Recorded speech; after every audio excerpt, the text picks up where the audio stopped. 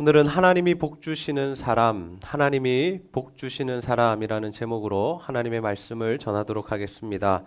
오늘도 하나님의 은혜를 사모하여 이 자리에 나오신 여러분들 환영하고 축복합니다. 우리 옆 사람과 한번 인사하겠습니다. 잘 오셨습니다. 네. 오늘도 우리가 하나님 말씀 붙들고 기도할 때 하나님께서 약속하신 복과 은혜를 충만히 누리는 저와 여러분이 다 되시기를 주님의 이름으로 축복합니다. 오늘 우리가 하나님께서 어떤 자에게 복을 주시는가에 대한 말씀 함께 나누고자 합니다. 여러분은 하나님께서 어떠한 복을 여러분에게 내려주고 있다라고 생각하십니까? 우리는 예수를 믿으면서 하나님께서 주시는 복을 받아야 합니다. 아멘입니까? 네, 우리는 하나님 주시는 복과 은혜를 누리는 인생을 살아가야 한다라는 것이죠. 그런데 여러분, 우리가 하나님 앞에 받을 수 있는 최고의 복이 무엇일까요? 하나님 앞에 받을 수 있는 최고의 복이 뭐라고 생각하십니까? 최고의 복. 어떤 복을 받으면 우리가 최고의 복을 받은 거죠? 너무 고민하시는 거 아닙니까? 네, 우리가 구원을 받는 것, 네, 하나님 나라 백성이 되는 것, 그것이 가장 귀하고 복된 일인 줄로 믿습니다. 그런데 하나님께서는 그 복 외에도 우리가 이 땅을 살아가는 동안에 이 세상에서 누릴 수 있는 복들을 우리에게 허락해 주신다라는 거죠. 하나님의 말씀에 보면 우리가 하나님의 말씀에 순종할 때 분명히 복과 은혜들을 베풀어 주시겠다라고 약속하고 계십니다. 그러니 우리가 하나님 말씀에 순종하여 복을 받는 것, 이것은 당연한 일이지 우리가 잘못된 일이 아니다라는 거죠. 그런데 우리가 왜 이 복 받는 것에 대하여 조금 이렇게 마음을 힘들어 하느냐 하면 그것이 바로 기복신앙 때문입니다. 여러분, 기복신앙이 무엇입니까? 기복신앙은 하나님과 관계없이 복을 누리고자 하는 마음을 바로 기복신앙이라고 합니다. 그래서 우리가 미신을 믿듯이 우리가 하나님을 그렇게 믿으면 그 사람을 보고 그 사람은 기복신앙을 가졌네라고 이야기를 한다라는 거죠. 무슨 말씀입니까? 구체적으로 하나님의 말씀에는 전혀 순종하지 않으면서 하나님 주시는 복과 은혜를 받고자 하는 마음, 그것은 바로 기복신앙이다라는 거죠. 또한 자신의 힘으로 하나님이 주시는 복을 쟁취하고자 하는 마음, 또는 하나님보다 하나님께서 주시는 복에 더 관심이 많은 마음, 우리가 이러한 마음을 가진 사람들에게 기복신앙이다라고 하는 것이지, 하나님을 사랑하여 하나님 말씀에 순종했더니 하나님 주시는 복과 은혜를 누리는 사람들은 기복신앙이 아니다라는 거죠. 그래서 우리가 이것을 철저하게 구분할 수 있어야 합니다. 마찬가지로 우리가 어떻게 하나님의 복을 받고 있는가, 그리고 어떻게 하나님의 복을 생각하고 있는가도 중요한 내용이다라는 거죠. 오늘 우리가 하나님께서 어떠한 자들에게 복을 주시는가에 대한 말씀 함께 나누고자 합니다. 바라기는 여러분 모두가 이 기복신앙적인 이 복을 구하는 그러한 신앙이 아니라 정말 하나님의 말씀에 순종하는 삶을 통하여서 하나님이 주시는 복과 은혜를 누리는 저와 여러분이 다 되시기를 주님의 이름으로 축복합니다. 여러분, 하나님 어떠한 자들에게 복을 베풀어 주실까요? 첫 번째로 하나님만 사랑하는 자입니다. 우리 한번 따라해 보겠습니다. 하나님만 사랑하는 사람이 됩시다. 여러분, 하나님은 우리가 하나님만 사랑할 때 우리에게 복을 내려주신다는 사실을 믿으시기를 바랍니다. 하나님은 우리를 구원하신 이후에 우리와 사랑의 관계를 맺어가기 원하신다라는 거죠. 구원하신 이후에 천국 갈 때만 보고 싶어 하는 것이 아니라 구원하신 이후에 우리가 이 땅을 살아가는 이 평생 동안에 하나님께서는 우리가 하나님과 온전한 관계, 사랑의 관계를 맺어가기를 원하신다라는 거죠. 그런데 하나님께서 가장 싫어하시는 것이 하나 있는데 그것이 무엇이냐면 바로 우상숭배입니다. 여러분은 우상숭배를 뭐라고 생각하십니까? 대부분의 사람들이 우상숭배를 어떻게 생각하냐면 다른 신을 믿는 것이라고 생각하죠. 우리가 알라를 믿는다거나 부처를 믿는다거나 또는 다른 신을 믿는 것, 나무를 믿는 것, 돌을 믿는 것, 이러한 것을 보면서 우상을 숭배한다라고 생각하죠. 그런데 성경이 정의하는 우상 숭배는 우리가 생각하는 우상 숭배보다 더 넓은 범주다라는 거죠. 성경은 어떠한 자들을 우상 숭배한다라고 이야기하냐면 하나님보다 무언가를 더 사랑하는 것, 그것을 우상 숭배다라고 말합니다. 더 나아가서 하나님만큼이나 우리가 좋아하는 것이 있다면 그것도 우상이다라고 말씀하시죠. 그러니 우리가 하나님보다 무언가를 더 사랑한다거나 하나님만큼이나 하나님과 동급으로 무언가를 좋아하고 그것에 대하여 집착을 가지고 있다면 그것이 우상이 될 수 있다라는 거죠. 우리가 그러니 다른 신들만 섬기는 것이 우상이 아니라 어떻게 보면 우리가 돈도 우상이 될 수 있고요. 그리고 우리 자기 자신이 우상이 될 수도 있고요. 자기 가족이나 자식들도 우상이 될 수 있다라는 거죠. 우리가 하나님보다 더 많이 묵상하는 것, 하나님 섬기는 것보다 더 열심히 더 많은 시간을 들여서 우리가 헌신하는 것, 그것이 하나님이 아니라면 우리가 우상을 섬기고 있을 수도 있다라는 거죠. 여러분, 이스라엘 백성들이 바벨론에 의해서 이렇게 처절하게 멸망을 당한 이유가 무엇입니까? 그 주된 이유 중에 하나가 무엇이냐면 바로 우상을 섬겼기 때문입니다. 우리 예레미야서 32장 30절에서 31절 말씀 한 목소리로 함께 읽어보겠습니다. 시작.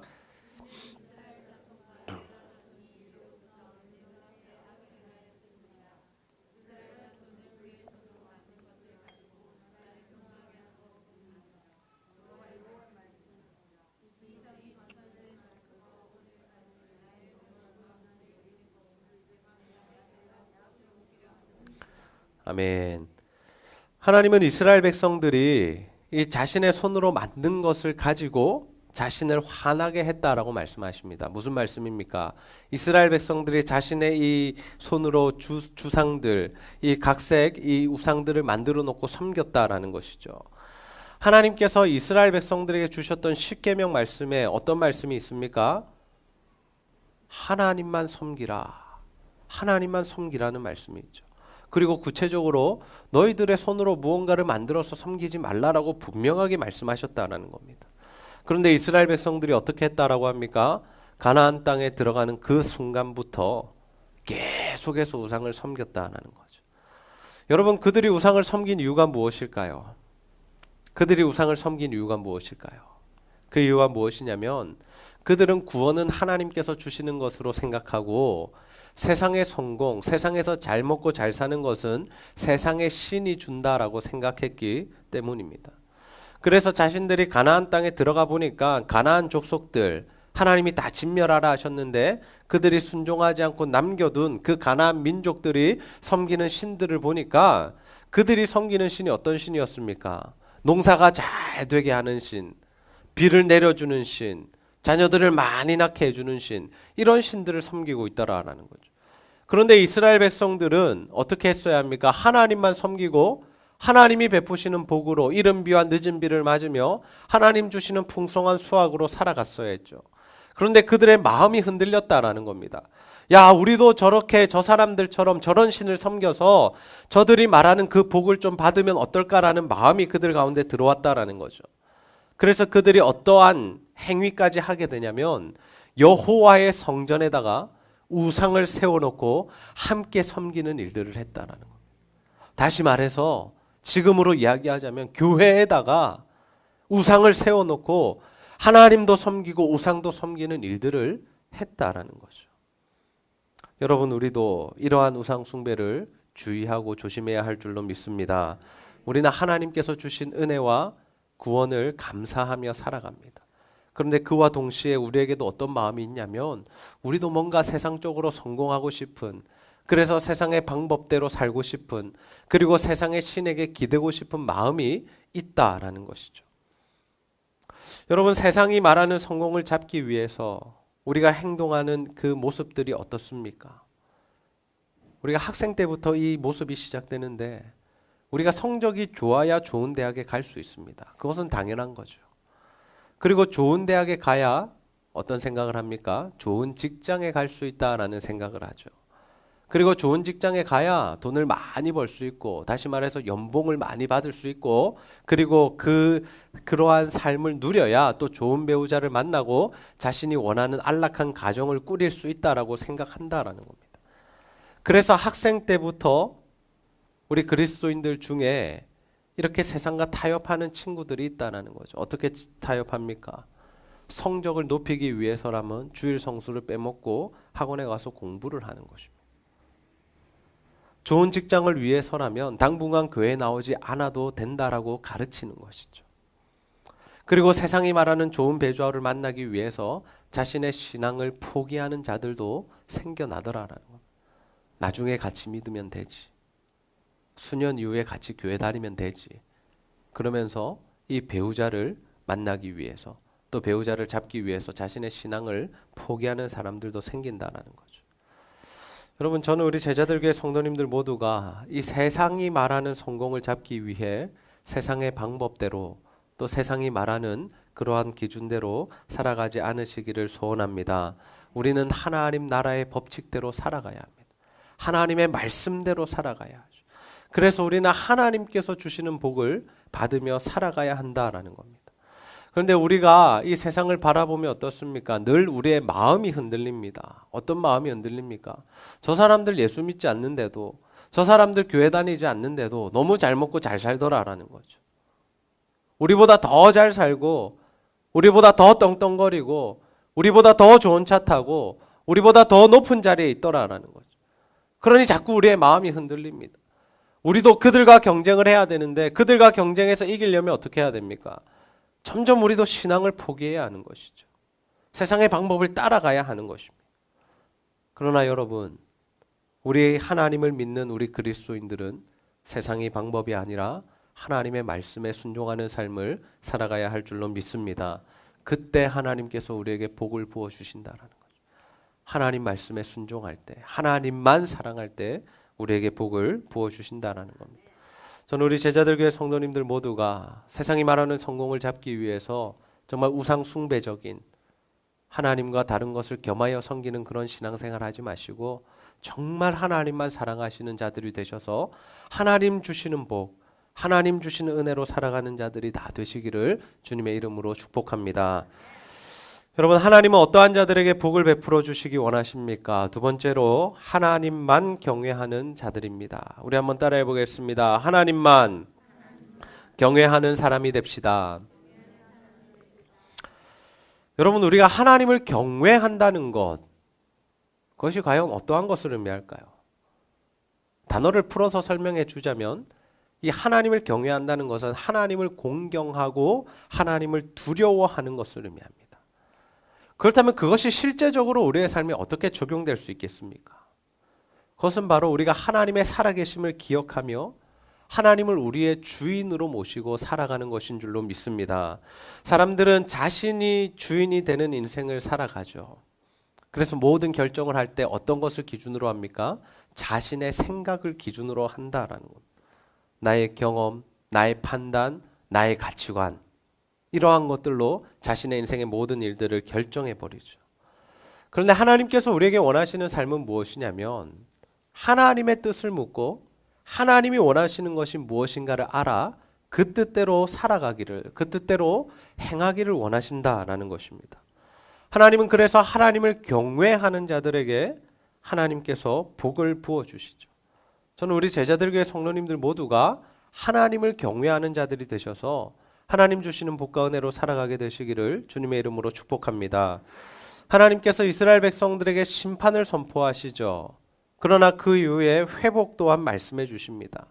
그런데 그 회복에 대한 말씀 가운데 하나님께서 어떤 말씀을 하십니까?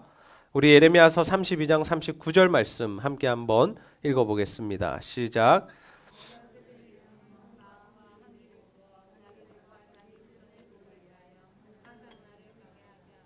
아멘. 하나님께서 그들을 회복시켜 주시겠다 약속하시면서 어떤 말씀을 주시냐면 그들이 복을 받을 수 있는 길을 알려주시는데 그 길이 무엇입니까?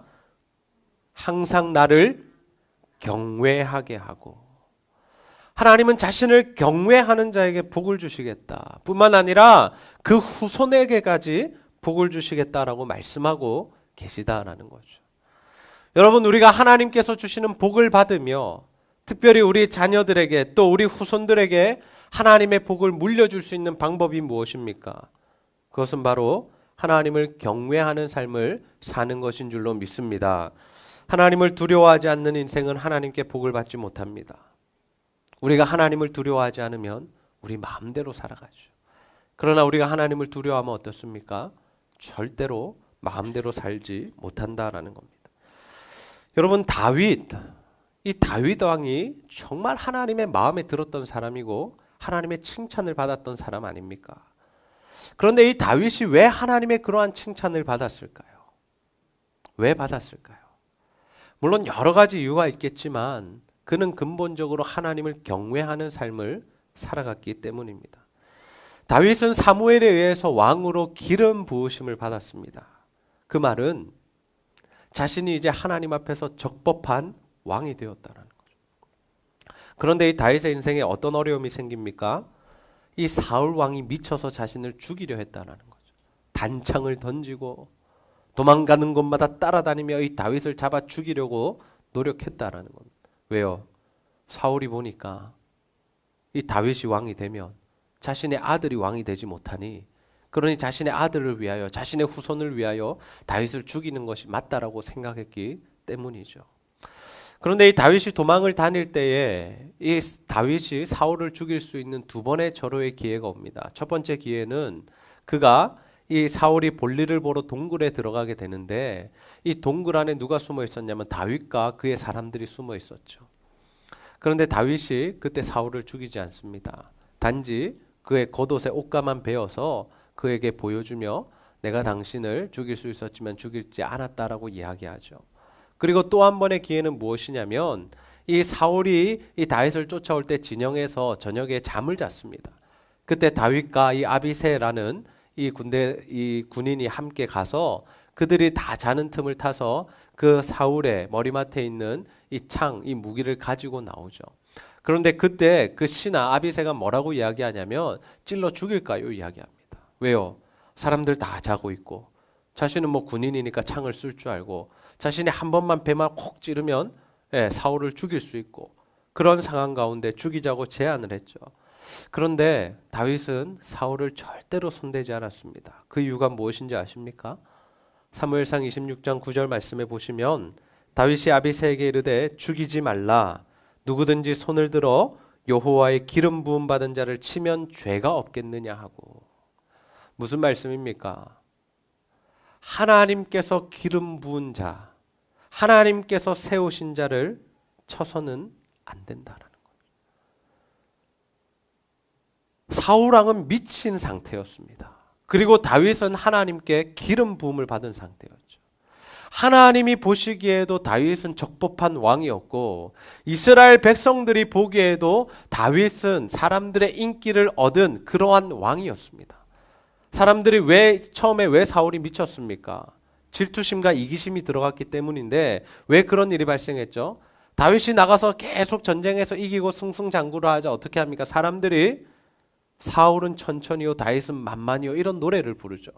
그러니 사울이 미워하다가 시기하다가 질투하다가 악령에 들려서 다윗을 죽이려고 했던 거죠. 그러니 다윗은 사람들에게도 인정을 받았고 하나님의 기름 부으심도 받은, 그래서 이 다윗이 사울을 죽여도 그 누구도 한 사람도 불만을 가질 사람이 없는 상황이었다는 거죠. 그러나 다윗은 하나님을 경외했습니다. 하나님께서 허락하시지 않은 일에 자신이 그 일을 행하지 않았다는 거죠. 하나님께서 세우신 왕이었기에 하나님을 경외했기에 사울을 살려두었다는 겁니다. 뭐 사울이 그리 이뻐서 뭐 그리 사울이 사랑스러워서 살려두었겠습니까?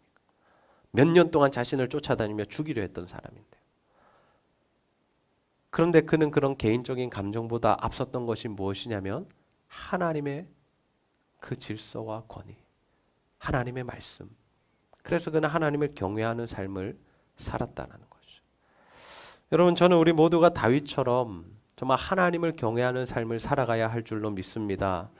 여러분 인생의 모든 일을 결정하실 때에 하나님의 뜻이 무엇인지를 묻고 그 뜻대로 행하시기를 바랍니다. 우리가 말 한마디를 하더라도 어떠한 행동을 하더라도 하나님께서 다 보고 계시고 듣고 계심을 기억해야 한다라는 것이죠. 우리가 하나님을 경외하는 삶을 살아갈 때, 그래서 우리가 하나님을 의식하고 어떠한 일 앞에서도 하나님의 뜻대로 행하고자 노력할 때 하나님께서 우리에게 복과 은혜를 부어주실 줄로 믿습니다. 말씀을 정리하겠습니다. 오늘 우리는 하나님께서 어떤 사람들에게 복을 부어주시는가에 대한 말씀 함께 나누었습니다. 하나님은 자신의 말씀에 순종하는 자에게 복을 주시겠다고 분명히 약속하셨습니다. 여러분, 그 약속은 시대가 지난다고 변하는 것이 아닙니다. 지금 이 시대에도 하나님 말씀에 순종하는 자들에게는 하나님께서 구원의 복과 더불어 이 세상을 살아가는 동안에 누릴 수 있는 복을 베풀어 주시는 줄로 믿습니다. 그렇다면 여러분, 우리가 어떻게 그 복을 받을 수 있을까요? 어떤 말씀에 우리가 구체적으로 순종해야 그러한 복을 누리는 삶을 살아갈 수 있겠습니까? 첫 번째, 하나님만 사랑하는 것입니다. 하나님은 하나님보다 더 사랑하거나 하나님만큼 사랑하는 것을 싫어하십니다. 하나님, 그것을 우상 숭배라고 말씀하시고 그러한 자들에게는 심판을 내리신다라는 거죠. 또한 우리는 하나님을 경외해야 합니다. 하나님을 경외한다는 것은 하나님 살아계심을 기억하며 모든 순간에 하나님을 의식하며 살아가는 것입니다. 말 한마디를 하더라도, 어떠한 행동을 하더라도, 어떤 선택을 하는 일에 앞서서 하나님의 뜻을 묻고 하나님의 뜻대로 행하는 것, 그것이 하나님께서 우리에게 원하시는 삶이다라는 거죠. 여러분, 저는 우리 제자들교회 성도님들 모두가 정말 하나님만 사랑하시고 또 하나님을 경외하는 삶을 살아가시기를 축복합니다. 그래서 이 세상을 살아가시는 동안에 정말 하나님께서 약속하신 이 복과 은혜들을 충만히 누리며 여러분만 그 하나님의 복을 누리는 것이 아니라 여러분들의 자녀들에게까지 그 복을 물려줄 수 있는 저와 여러분이 다 되시기를 주님의 이름으로 축복합니다. 시간 한번 기도하겠습니다. 하나님, 오늘도 하나님께서 어떠한 자들에게 복을 부어주시는가에 대한 말씀 함께 나누었습니다. 하나님은 하나님만 사랑하는 자에게 또 하나님을 경외하는 자에게 복을 부어주시겠다고 약속하셨습니다. 아버지, 우리가 이 약속의 말씀 붙듭니다. 앞으로 살아가는 동안에 하나님보다 더 사랑하는 것이 없게 하여 주시고 정말 우리가 기복신앙으로 하나님의 복을 구하는 것이 아니라 하나님을 온전히 사랑하는 삶을 살아갈 수 있도록 인도하여 주시옵소서. 또한 하나님, 우리가 하나님을 경외함으로 어떠한 결정을 하든지 말 한마디를 하더라도 한 가지 행동을 하더라도 정말 하나님을 의식하며 살아가게 하여 주셔서 정말 하나님 주시는 복과 은혜를 풍성히 충만히 누리는 우리의 인생이 다 될 수 있도록 주여 인도하여 주시옵소서. 감사드리며 예수님의 이름으로 기도하옵나이다. 아멘.